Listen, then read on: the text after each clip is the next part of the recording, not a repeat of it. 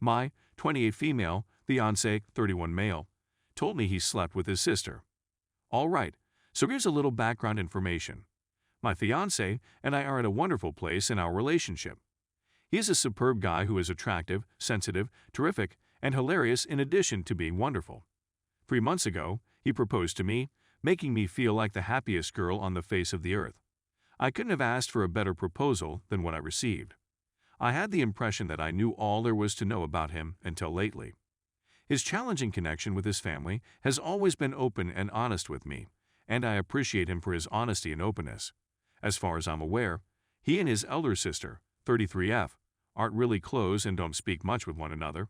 She was the first person I'd ever met, and I'd already been in a relationship with my now fiancé for 4 years at the time of our meeting. We even reside near to one another, just a few hundred miles apart yet in same state, as a matter of fact.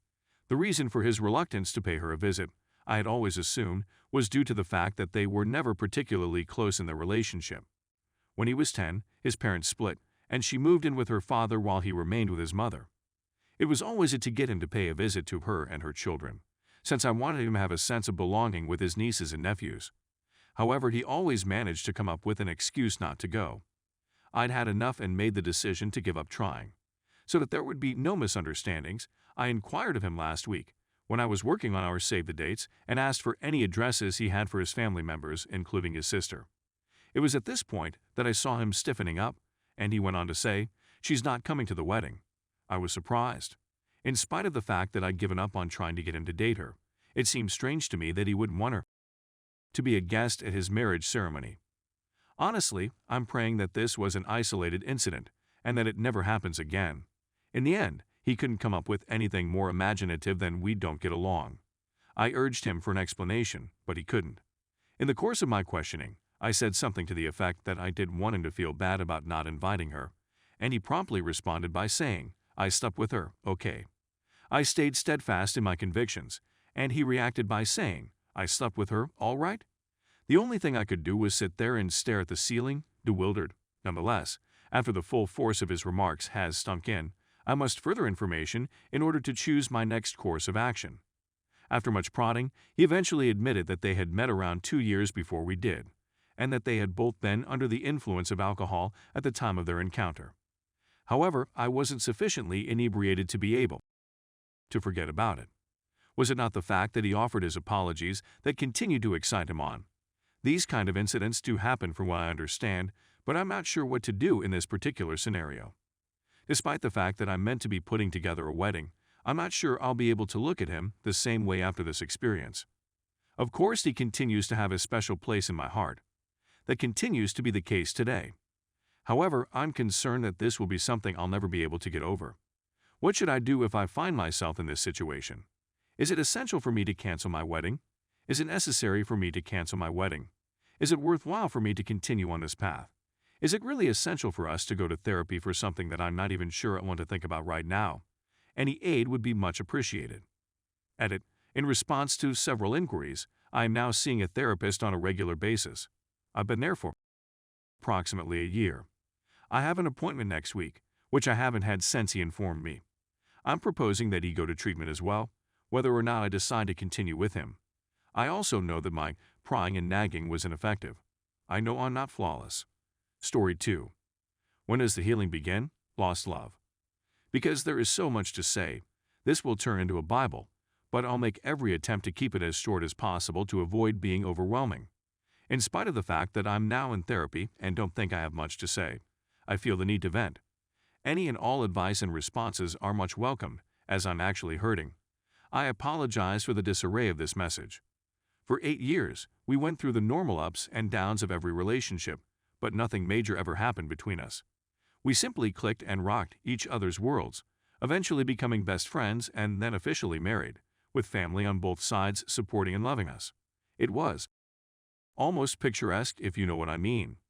A lot of things were on my mind. I had plans for a marriage and children, and we were all on the same page about everything. I was over heels in love with her at the time. Things seemed to be looking up when we got the tragic news that her mother was dying of cancer.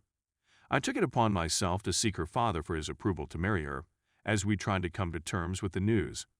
I was granted his blessing very immediately after I approached him about it.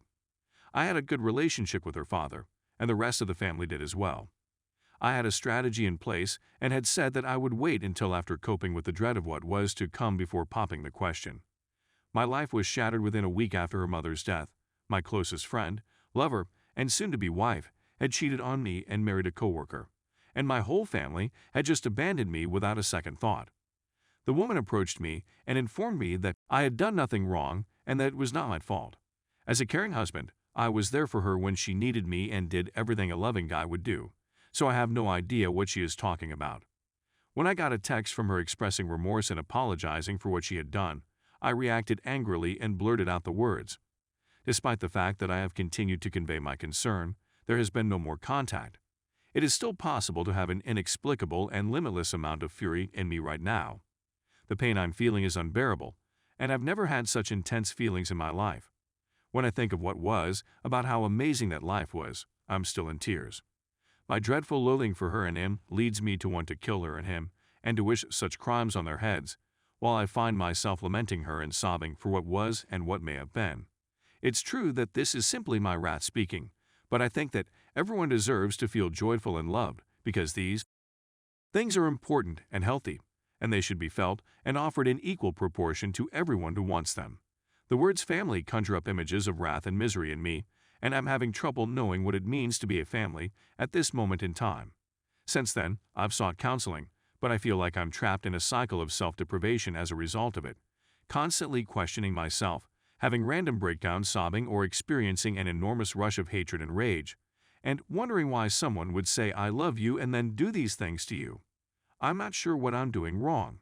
The depths to which I've descended, feeling suicidal, worthless, and as if my life is about to come to an end are beyond comprehension. In order to feel numb, I've spent all of my own funds on drunken, drug-fueled binges and escapades. I've totally lost any sense of logic and self-control, and I don't think I'll ever be able to function as a responsible adult in the future. Yes, I realize that I should continue my therapy and that time will eventually heal me, but when will that be?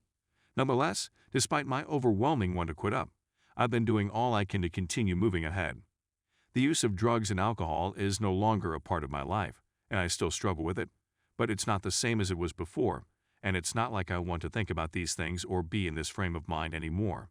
Throughout the day, I tell my inner voice that I do not love her, that I do not love what was, that I do not miss her, that I do not miss what was, that everything feels wrong, that life seems to be in a bad way right now.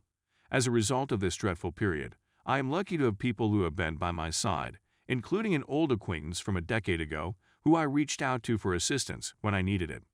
If it weren't for these individuals, the medications and treatment, I believe I would not be where I am now. However, the ramifications of my actions continue to haunt me today. My mental instability has persisted for at least the last 6 or 7 months, despite my efforts to overcome it via various mental gymnastics. I'm sick and tired of it, and I'm done with it. We appreciate your understanding that this letter is lengthy and convoluted, but I thought I wanted to explain myself in a different manner. We appreciate each and every one of you taking the time to read this. I'd want to take this opportunity to convey my hope that everyone who has read this is in a good position at this time. Regardless of how little or serious the challenges you are experiencing are, I wish you the best of health and a long and prosperous life, and I thank you once more for taking the time to read and react to my inquiries and also for your aid. You have a Merry Christmas and a Happy New Year in the year 2022, and everyone wishes you the best of luck.